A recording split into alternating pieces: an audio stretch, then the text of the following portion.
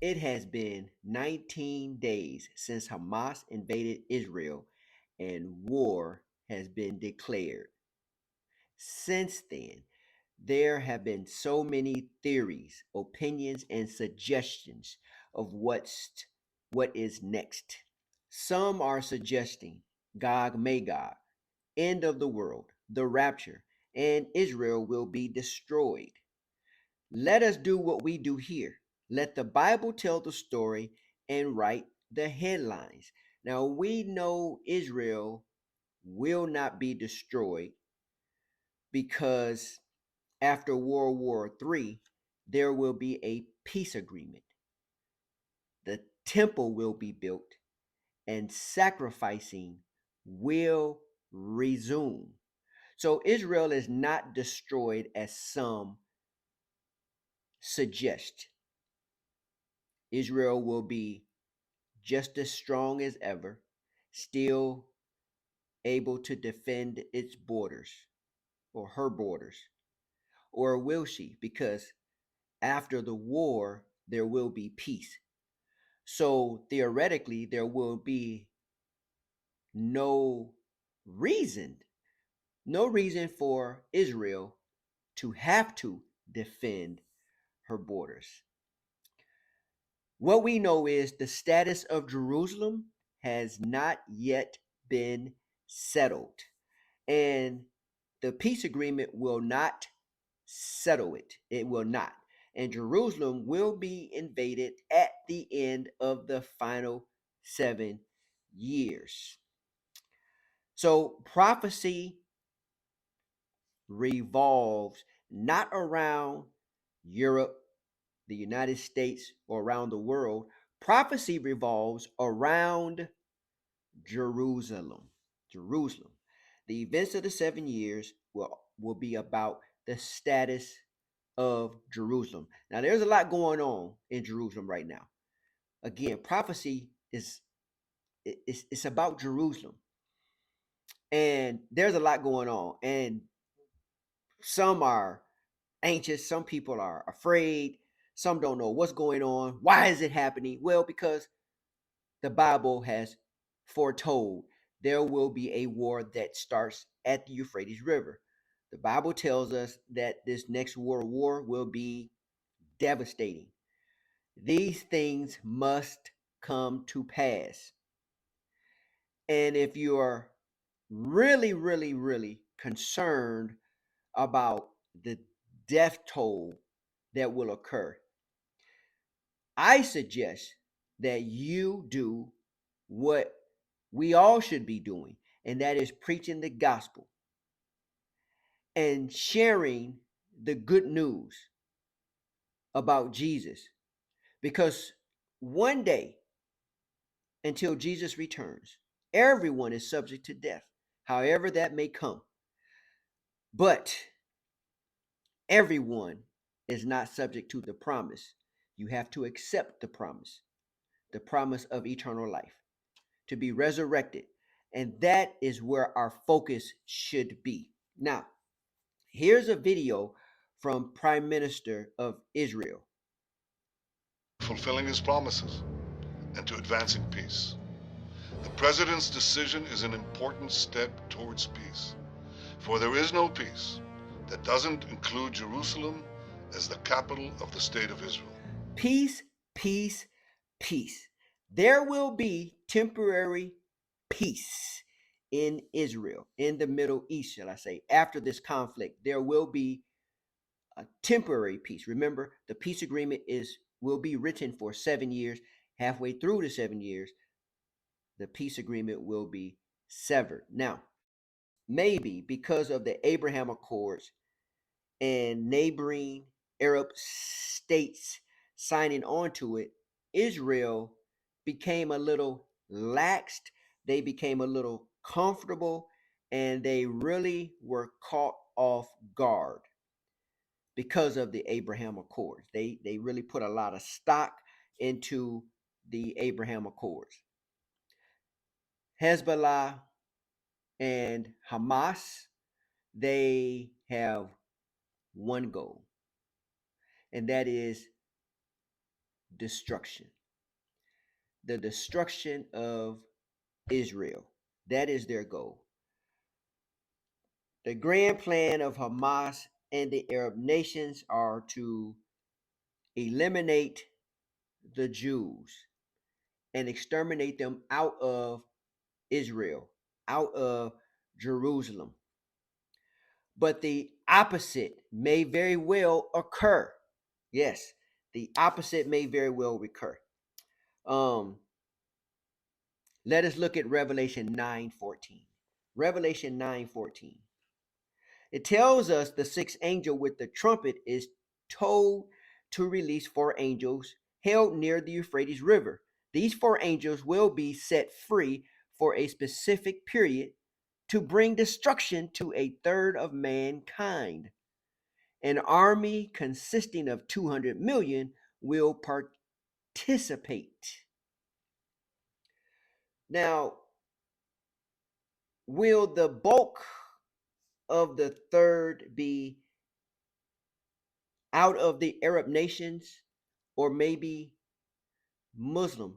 Because there's a lot of talk, there's a lot of teaching that China has to be involved in this war. And I'm not saying China will not be. I think she will be. I actually think China will be destroyed because there's nowhere in the Bible where China has any influence in the final 7 years. Nowhere. But that will have to be seen. But there's a lot that teach and people that believe that China has to be because of the size of her army. Well, let's break that down. China does have the largest army, but it's only right at 3.3 million with reserve. 200 million will be fielded according to Bible prophecy. China can only field, well, they can field what they want, but trained, respected, with reserve, their troop numbers are 3.3 million, despite the billions that they have in the nation. Following China, we have Russia. Russia is 3 million. India follows with 2.6 million. United States follows with 2.3 million. The EU combined follows with 2 million. Then you have North Korea at 1.8 million. Now, even together with all those nations, they do not have enough to fulfill the 200 million prophesied in the Bible. So, where do we get it? The Bible talks about in Revelation 13 about a one world government system, a one world religious system, and a one world economic system. The one world religious system is already growing roots. Now, I do not believe that a one world religion happens with militant Islam. It doesn't happen. Now, the Pope and Islamic leaders have already been meeting. They are making strides to bring peace among the religions. The Abraham house that was built in UAE could very well become the headquarters where you have the mosque and you have the church and you have the synagogue all in one house, one baptismal in the middle where you can go and worship freely and visit freely, and there's no cost. So they're already making strides. Now, Islam itself has about 2 billion Islam. And then you have the Arab League. Now, the Arab League is comprised of 22 nations, states, right? 22 member states. And that gives us 456 million Arabs. Participation with any of the two exceeds the 200 million participants. So you have the Arab League, 456 million, and then you have Islam, the religion, over 2 billion. They can very well feel that. Now remember, the war begins at the Euphrates River. Israel is in the middle of those Arab states, 22 Arab states, and then you have Israel. So the 200 million can very well be Islamic. I don't know where else those numbers can come from. And if you have any suggestions, leave it in the comments. I don't claim to know everything. I only know what the Bible shows me. That's what I know. That's what I teach. I teach Bible as it relates to Bible prophecy and what's happening in the world. So that is what's going on. 200 million and a third of mankind. That's over 2 billion. It's almost 3 billion. 2.6, 2.7 billion will perish. That's easily attained just through the Arab states, Islam. Now, they won't be the only ones. I'm just saying with the numbers. And it begins there. It will be a world war. It will be nuclear. That is where we are. Is this war going there? It looks that way. I'm not saying 100% that it is going that way, but I am keeping my eye on it. Speaking of which, there are a lot of noise outside of this war going on right now. For instance, let's look at this news article here. This news article here says Iran makes ominous threat to US. This article simply says in the midst of heightened tensions due to the Israel Hamas conflict, Iran has escalated its confrontational rhetoric towards the United States and the Western world. Iran provides both moral and financial support to Hamas, which exercises control over the Gaza Strip and recently launched attacks on southern Israel, causing a significant number of casualties and taking hostages. Concurrently, Israel conducted a substantial bombing campaign in Gaza, resulting in additional casualties. The axis of resistance, an informal alliance between Iran and various regional militant groups with anti Israel, anti Western, and anti Saudi sentiments, has articulated conditions for intervening in the conflict. Notably, Tehran indicated it would only intervene if Israel were to attack Iran directly. Now, there's already threats from Iran that they will intervene. Now, do we really know how strong Iran's army really is? We do not. We know they don't have the numbers, but it is in their backyard, and they are threatening to join, but they're already joined. The world knows, the entire world, even though the United States has not omitted it, they know Iran is behind Hezbollah. They know that Iran is behind Hamas. The whole world knows that they're funded by Iran. The world knows that they're directed by Iran. They're funded by Iran. The whole world knows that. So it'd be very easy with all the threats. The United States has the striker groups already ready. They're sending troops over. It really looks like this war will expand. The story goes on. This article here simply says, however, the deployment of 2 U.S. aircraft carriers and accompanying vessels to the eastern Mediterranean, coupled with President Joe Biden's forthcoming visit to Israel, has raised concerns. Iran's supreme leader advisor warned that any U.S. military intervention on behalf of Israel would be a strategic mistake. A strategic mistake. We are going to intervene. We're already there, and everyone's watching. Now, remember, while this is going on, you still have the Koreans looking at each other. You still have Taiwan on alert. And then there's Ukraine and Russia still going on. There's a lot that can happen. There's a lot that can be intertwined. There's a lot that can happen. Let's continue with the story.